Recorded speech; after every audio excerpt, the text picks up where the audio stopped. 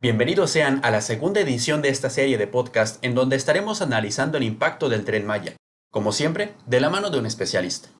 La 4T insiste en que el proyecto del denominado Tren Maya no tendrá mayores afectaciones medioambientales para la región, ya que se insiste en que se construirá sobre el derecho de vía y que no se va a talar un solo árbol para construir la obra. Sin embargo, casi desde el primer momento de su anuncio, el proyecto ha encendido la alarma entre la población de la región y entre muchas organizaciones ambientalistas, que mencionan que el manifiesto del impacto ambiental del proyecto fue inconcluso y sin rigor científico.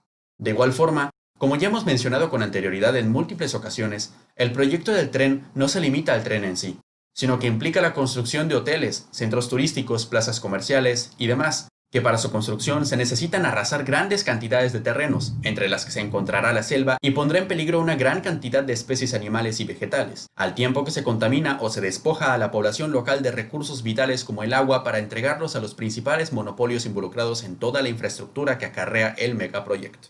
Para profundizar en estos aspectos, estaremos escuchando a Gabriela Eguán, licenciada en Biología y maestra en Ciencias en Recursos Naturales y Desarrollo Rural, que nos hablará sobre cuáles son los graves problemas que traerá la construcción del Tren Maya y sus consecuencias en el medio ambiente. El proyecto del Tren Maya tiene muchos cabos sueltos. Pareciera que los que lideran el proyecto no tienen del todo claro el fenómeno que acarrea la expansión y el crecimiento. El desarrollo sustentable propone que podemos crecer aprovechando los recursos naturales, pero que estos se mantengan, es decir, que no se agote. Sin embargo, tenemos que recordar que la naturaleza tiene límites. La naturaleza no es infinita. ¿Cómo podemos hablar de crecer y crecer y crecer a base de los recursos que son finitos? ¿Esto no parece una contradicción?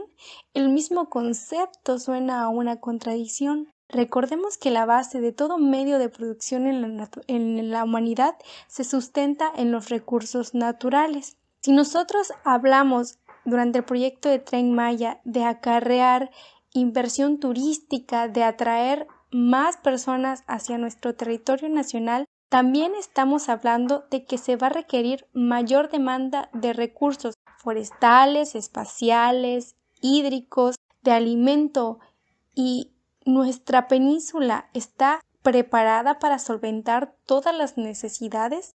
Cuando hablamos de crecer infinitamente, también estamos exponiendo a un territorio a que en el futuro empiecen disputas por las necesidades básicas. Vemos algunos ejemplos en el norte por la disputa del agua. Las empresas transnacionales y privadas se han adueñado de este recurso tan importante para la humanidad y por ello están abriendo múltiples conflictos. Y es que inevitablemente la idea de crecer acarrea siempre la competencia por los recursos básicos que ofrece la naturaleza.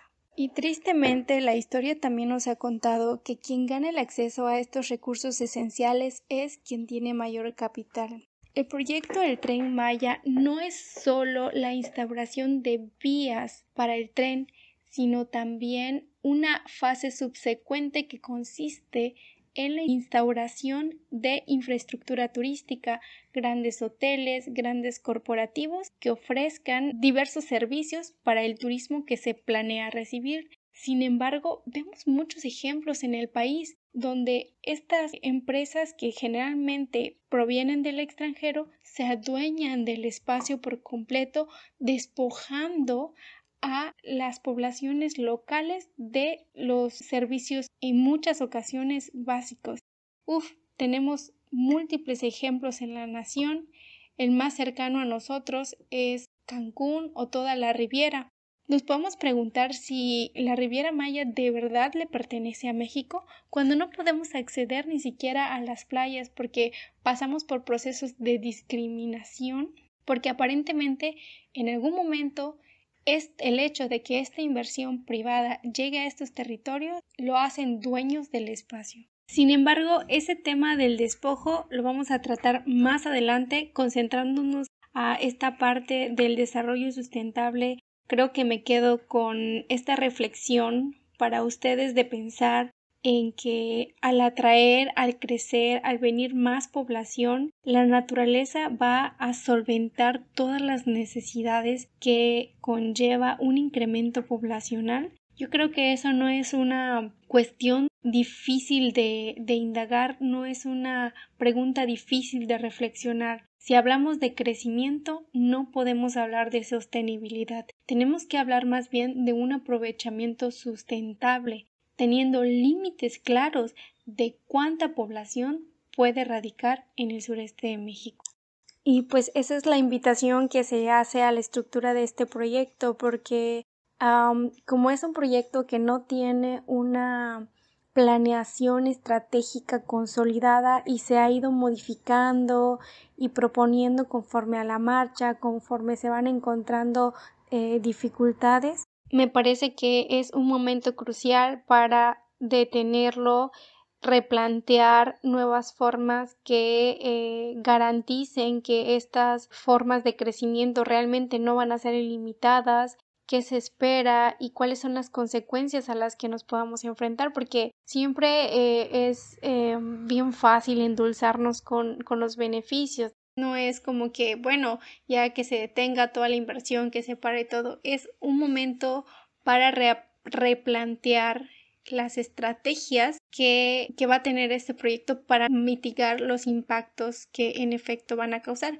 Una de las principales justificaciones del avance de este proyecto se sustenta en la idea de que la infraestructura vial del tren no tendrá gran efecto en el ambiente porque se usarán los derechos de vía ya existentes. Pero volvemos a recordar que este proyecto está estructurado en dos grandes etapas. O sea, la primera es la construcción de la infraestructura ferroviaria y la otra es pues el impulso del sector turístico. Entonces vamos a abordarlo primero desde la infraestructura ferroviaria, porque en julio de este año se dio a exponer o fue público la manifestación de impacto ambiental de este proyecto. Y Fonatur en este informe técnico nos cuenta cómo se conducirán los trenes, los rieles, la conexión eléctrica, las estaciones que se van a hacer. Y pues nos dice que no hay de qué preocuparnos, que es una construcción mínima, sin pocas repercusiones ambientales, pero la realidad es que volvemos a caer en la misma crítica de que esta manifestación se hizo únicamente como un requisito, como un documento más, sin un análisis profundo de las verdaderas consecuencias ambientales que puede tener este proyecto tan solo en la primera etapa. Es importante que yo les comente que este resumen que he hecho no solo viene de mi experiencia, ¿no? O sea, van a decir, pues esta, ¿qué puedes saber? Sí, puedo ser conocedora, pero más bien me di a la tarea de hacer algunas revisiones del laboratorio de geopolítica espacial de la UNAM y de otros movimientos colectivos como Geocomunes, que hicieron una revisión exhaustiva de la mía, y las principales críticas de estos grupos de analistas radican así de forma general en que pues no se estudiaron todas las regiones que realmente constituye el sureste de México. Tenemos que recordar que es desde Chiapas hasta Quintana Roo, y en todo este espacio vemos representados múltiples ecosistemas con muchas características bien diferentes, con dispersiones faunísticas y florísticas bien separadas. Entonces, cada una será afectada de modo diferente, y esta manifestación no considera esta diversidad de ecosistemas que los 1583 kilómetros planeados para que atraviese el tren, solo el 40% ya tiene vías existentes, ¿no? Entonces estaríamos hablando de la construcción de nuevas vías del 60% del territorio. Solo para empezar ahí como carácter informativo. También al principio de este proyecto se dijo que sería de carácter eléctrico. Sin embargo, ahora pues nos han cambiado por supuesto la planeación, y ahora vamos a tener solo uno de los 4 tramos va a ser eléctrico y los otros 3 tramos van a ser de diésel, y pues eso en términos de emisión de gases y contaminación pues es bastante significativo, ¿no? O sea, no tenemos una prospección exacta de cuánto va a ser el impacto real, porque como vuelvo a mencionar, no hay una planeación estratégica. Cuando no reconocemos que vamos a tener una repercusión en el espacio, no somos conscientes y no decimos realmente lo que va a pasar, y con ello tampoco en muchas ocasiones asumimos las consecuencias de nuestros impactos al territorio. Entonces, en resumen, en solo esta primera parte, que es la construcción de la infraestructura, vemos como algunos importantes vacíos, como más de la construcción de lo que se había esperado. Hablan de construcción de pasos de fauna y solo hablan de 40 pasos de fauna en un espacio de 1583 kilómetros. Me parece una cantidad bastante subestimada. Demasiado poco pensar que con 40 pasos de fauna vamos a poder estar salvando los procesos biológicos y la dinámica de tantas especies. Tampoco se ha estudiado los verdaderos impactos que van a tener el aumento de movimiento y ruido, qué repercusiones va a tener en la extracción de recursos hídricos, la fragmentación de las selvas.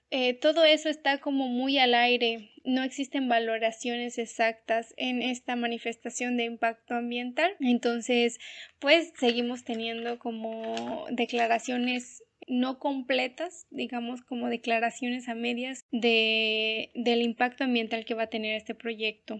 Y aquí me voy a detener un poco más en los impactos que el sector turístico tiene en el ambiente. Primero que nada, me gustaría aclarar que estoy consciente de la problemática socioeconómica por la que atraviesa el sur de México, con altos niveles de pobreza y marginación, y para nada concuerdo que tengamos que continuar con estos niveles de precariedad en el sur. Sin embargo, me gustaría abordar este tema de una forma más profunda y analítica, porque se ha vendido al sector turístico como la salvación de estas comunidades o como la única alternativa para minimizar los niveles de pobreza. Y pocas veces nos han contado la historia real de lo que el sector turístico le ha hecho a gran territorio de México. Y no hablo del turismo de pequeña escala, no hablo de muchas estrategias de turismo que tienen mucho éxito con las comunidades, hablo justo de los megaproyectos turísticos o de la expansión turística tan grande como justo la que se está promoviendo en Fonatur con este proyecto de Tren Maya. El primero de los grandes impactos que ha tenido el sector turístico en el medio natural ha sido pues las altas demandas de agua. Lamentablemente el sector turístico en estas grandes complejos hoteleros demandan una gran cantidad de agua.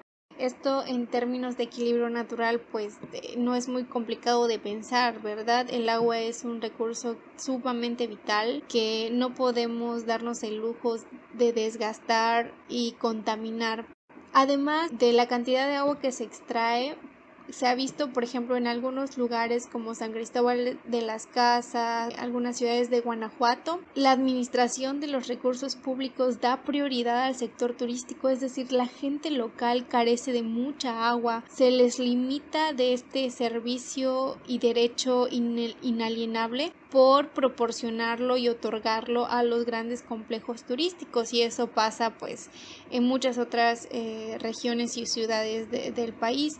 Además, la cantidad de desechos que se generan en la industria hotelera o de turismo en general por la llegada de más población, como les había mencionado, es bastante alta. Se han reportado, por ejemplo, en la laguna de Bacalar, en muchas playas, altos niveles de contaminación por efecto del turismo. Entonces yo invitaría o nos invitaría como población de la región sureste a tener los sentidos bien abiertos, a identificar cuáles van a ser los impactos ambientales cercanos, o sea, directos e indirectos, que vamos a atravesar por la expansión turística sobre todo, y si estamos dispuestos a afrontar esas consecuencias. Recordemos que lo que nos prometen es mejorar la calidad de vida, pero carecer de agua, empezar a competir por los recursos naturales, vivir en espacios contaminados, ¿eso nos parece mejorar la calidad de vida?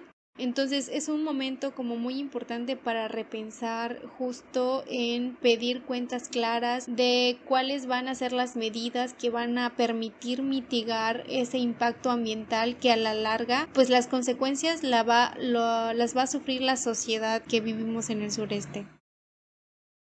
La reflexión final que hace Gabriela es bastante contundente. Si nos prometen que con el tren se va a mejorar nuestra calidad de vida, ¿acaso vivir en un ambiente contaminado y destruido significa mejorar la calidad de vida de la población?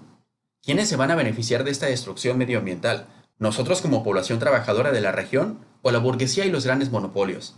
Cada vez que el Estado capitalista nos quiera vender ese cuento de mejorar la calidad de vida, debemos de hacernos esa pregunta obligatoria, ya que ese término lleva implícito un carácter de clase. Como comunistas, no nos oponemos al progreso científico y tecnológico. La Unión Soviética nos dio grandes ejemplos de cómo puede progresar la humanidad en beneficio de la clase trabajadora sin que ello signifique la depredación del medio ambiente y la explotación desmedida de los recursos naturales. Todo lo contrario a la forma anárquica en que se produce bajo el capitalismo, donde lo que se persigue es el lucro y la ganancia aun cuando eso implique arrasar con la naturaleza. El Tren Maya, al ser el coronamiento del edificio del capitalismo, no escapa de esta dinámica. Por lo tanto, debemos plantearnos la meta de cambiar la forma en que en la sociedad se produce y hacernos la pregunta: ¿queremos terminar de destruir a nuestro planeta hasta el grado en que la vida en él sea imposible?